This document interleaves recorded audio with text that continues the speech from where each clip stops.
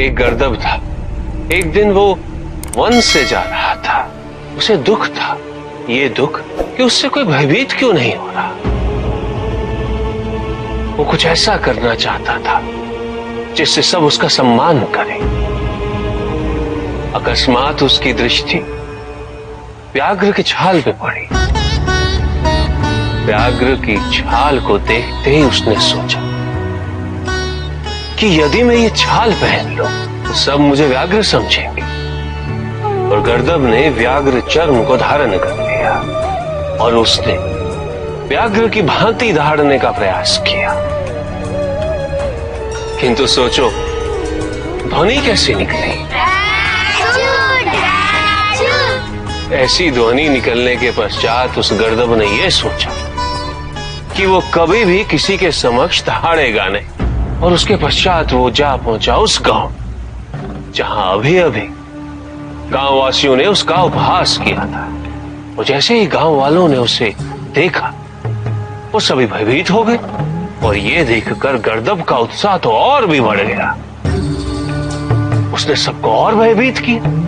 और उसके पश्चात उसने ये सोचा, मनुष्य तो भयभीत हो गए मुझसे, अब मुझे वन जाकर सभी पशुओं को भी भयभीत करना चाहिए। और वैसा ही हुआ। वन में भी सारे पशु उसे देखकर भयभीत हो गए। और गर्दभ का अहंकार वो तो बढ़ता ही गया।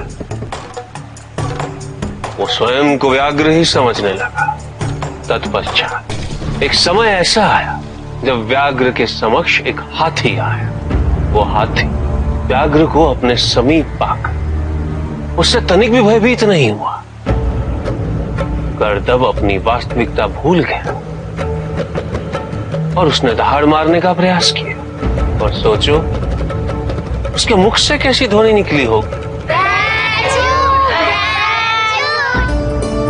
उसके पश्चात उस हाथी ने गर्दभ को समझाया कि यदि तुम जीवन में सम्मान चाहते हो तो तुम्हें उस सम्मान को अपने कर्मों से अर्जित करना होगा। और वो तभी संभव है जब वो स्वयं अपनी वास्तविकता, अपने कर्तव्य और अपने धर्म का स्मरण रखे।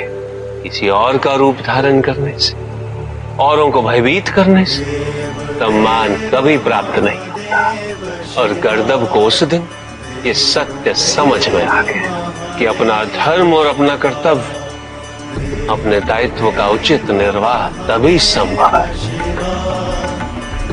जब हम स्वयं अपनी वास्तविकता के समीप हैं। जब भी हम उससे दूर भागते हमें निराशा ही प्राप्त होती।